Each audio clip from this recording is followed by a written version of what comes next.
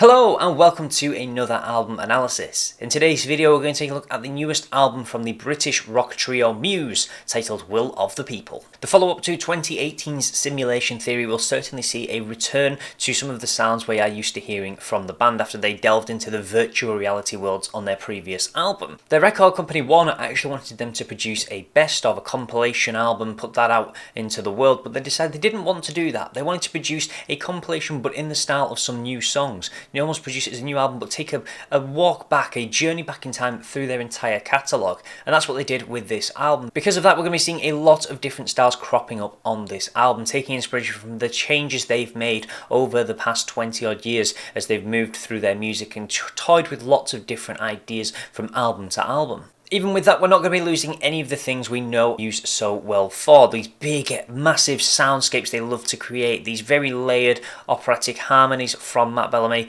It's something that he's always done on almost every single album. He's used the ability of his voice to carry many of these songs. There's some chugging riffs from him as well, and some really slick bass lines from Chris and Dom, always as reliable as ever on the drums. We're going to see some really nice drum patterns throughout this album. So will this album bring the people together or simply erupt into chaos? Let's take a look at it track by track. Opening the album, we do have the title track Will of the People, and this song definitely feels like it montages the current political and cultural landscape that we have had. Many bands have been influenced by COVID and everything that's happened, the lockdowns. Over here in the UK, also the whole Partygate situation, which is definitely kind of seeing an influence of that on this. And this song kind of talks about overthrowing leaders, effectively rising up, bringing everyone together. So it's a great track for really getting that tempo, getting that energy straight into the album. And we have got this overly repetitive use of the line Will of the People, but it's almost used to kind of create a chant. If you've got a group of people, you're trying to make them rise up in power, you need that line, that punchline, that's something they can chant along to that helps do that, and that's what really works very well on this track. And we've got the line Push the Emperors into the Ocean, which could reference to many of the things that have happened with Boris Johnson over here in the UK politics, about really trying to overthrow him after everything that came out around that. So they are a band that have always focused on real life matters, and that's exactly what they've done, continue to do on this album. We're going to be seeing a lot of that playing throughout the rest of the tracks. Up next we do have Compliance, a song that when I first heard it I wasn't overly keen on it. I thought it was extremely repetitive and almost kind of annoying. We've got these very blocky, chunky, EDM-esque kind of sounds, and at first it really did start to grate on me, but as I've heard this song more, I actually really like the use of these sounds because it's almost akin to something like a church organ. What does that do? It's an instrument that basically can control a whole room. If you're at a church service or something like that, that organ signifies everyone doing something in unison. It gets everybody to comply. I like how they've used the instrumentation to really kind of build the idea of compliance, about kind of following orders, coming along. And there are definitely elements of George Orwell's 1984 cropping up in this, the idea of compliance, the idea of Big Brother always watching, about knowing your every move. And this is one of the tracks that really does help to show that, about complying, about being told what to do, about being controlled. We have also got a very blocky instrumental solo towards the end of the song, which feels a little bit scattered, a little bit everywhere. It's not one of the best parts of the track. It's just like they've thrown this wall of sound together just to really throw people off, almost like you're being brainwashed. So it could be used in that sense, which would be actually really interesting to do, just with the use of very sharp, quick sounds on you, just almost like it being assaulted, barraged by sound. Then for track 3 we do have Liberation. This is very a drama building track. It's very kind of theatrical with its layered operatics from Matt Bellamy. He always does this on many of his tracks. I mean, he has got that voice that is able to do it so very well. And we start off with this really soft piano open, again him just toying with these operatics, layered harmonies, just slowly building and building and building to get this really big, almost punchline. It is very theatrical in nature, this track, and really does show the different sides we see to this band, their ability to delve into rock, EDM sounds, and now we're getting a softer undertone track just to kind of break up some of these bigger, heavier tracks that we're going to be seeing on the album. Then we have the track Won't Stand Down, and this is a really big track. I talked about the big soundscapes they do love to create, and this is one of those tracks. We have these almost world-crushing sounds, like something from a horror at the beginning, something almost from War of the Worlds. We've got these really big, heavy riffs as well, kind of almost a throwback to Absolution. As I say, this is kind of a compilation album citing different albums they've released over the years, so this really feels like a song that would fit beautifully on Absolution. And we've got these quick dotted sounds interspersed all throughout the track, just really add that urgency, add that pace to it, kind of give it that energy, that high level, high velocity that we did see on the Absolution album. That is then followed up with the ballady track on this album, Ghosts, How Can I Move On? Very piano driven, very soft, almost balladesque, talks about the Great Reset, and that could be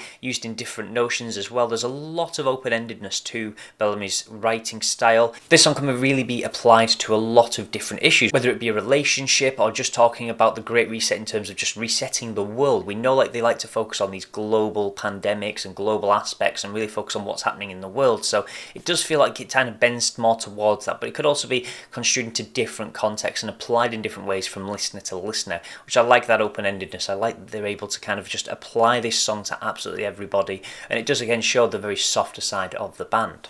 Then we've probably got what is the weirdest track on this album, You Make Me Feel Like It's Halloween. Now I can't get over the fact that this song just sounds like Rockwell's Somebody's Watching Me. This song sounds like it is somewhere between that and the Monster Mash. And I kind of, in one way, I think it's weird. It's not Muse that I'd like to hear. It's too far outreach from what we're used to hearing from them. It almost doesn't kind of work. It's the obscure song on the album. Because as much as I kind of like that they've gone for that sound, I love synth sounds, don't get me wrong, but it is just a little bit too weird. I mean, maybe they're trying to draw on some of the elements from that song. Somebody's Watching Me is a song all about kind of feeling like you're being watched. You can't do anything. Everyone's always got their eyes on you. Going back to this 1984 idea from George Orwell of Big Brother, your TV's always watching you. You're constantly being recorded. So I kind of like they've done that, but I don't quite like the style in which they've done it because it just sounds a little bit too much like that song, and it's hard not to hear it when you're listening in. And I think they've used Halloween on this track to kind of signify the idea of being scared, always being kind of like you're subdued through fear. Something that they've really kind of focused on. The use of the organs as well, the mention of Halloween, almost kind of building this scary, spooky atmosphere. But I do just think the synths make too much of a contrast and it doesn't quite mesh together well as a track. Then we're going straight into another aggressive track, Kill or Be Killed. This is very much like Assassin, many of their more kind of rough, aggressive songs, and this is probably the strongest track on the album, opening with the air raid sirens, very super aggressive. We've also got these super pacey drum patterns coming out of Dom, which I love to see. I love when he really picks up the pace and really just throws everything at that drum kit that he's capable of doing, just really adding some very high energy, high velocity drum patterns to this song. We've also got really big guitar solos as well thrown into this. This is very much a stadium rock kind of song. This is the song you want to hear live because it's just going to be packed full of energy with a crowd behind it. And it is definitely one of the strongest tracks on this album. Then at track 8 we do have Verona, another very synth-driven track. This song almost sounds like it belongs on Stranger Things. Anyone that's in the series will know exactly what I'm talking about when they hear this song. Just the use of the synths, very akin to something you would hear on that programme.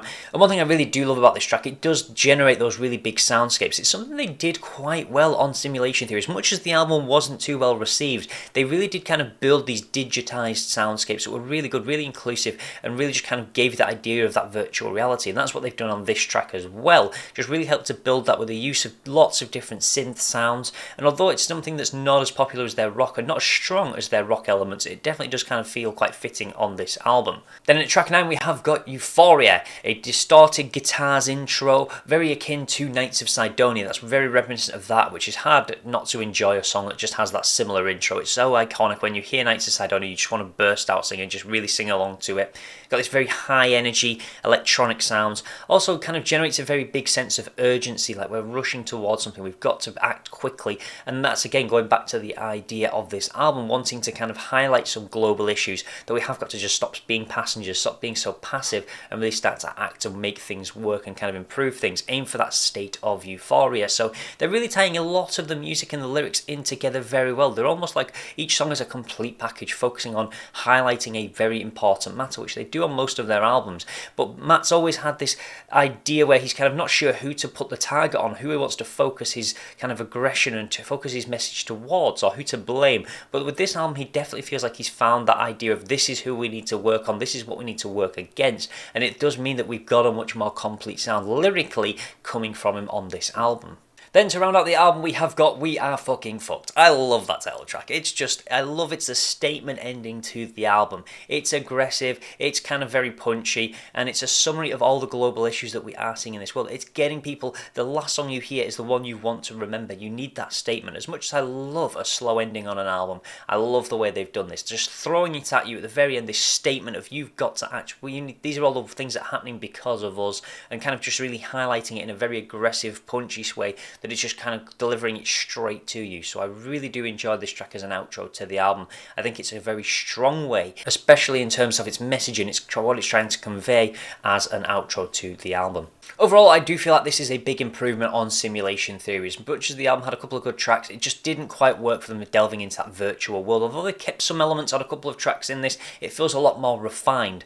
There are a couple of things I'm not overly keen on. Probably towards the middle of the album, you make me feel like it's Halloween, that Rockwell sound, that 80s sound that they've gone for there, and also Ghosts, How Can I Move On? Whilst being very balladesque, it doesn't feel like it's the strongest track particularly. But I love the big soundscapes they've got coming on this. I love going back to the very aggressive elements, the very big, busy guitar riffs that they've got, the very heavy, thick drum patterns, and I did like some of the electronic elements as well, especially Compliance, that use of those blocky sounds that really just to kind of help convey that message, and use of how they've tied in these very subtle ideas with some of their music to help build these messages, build these meanings.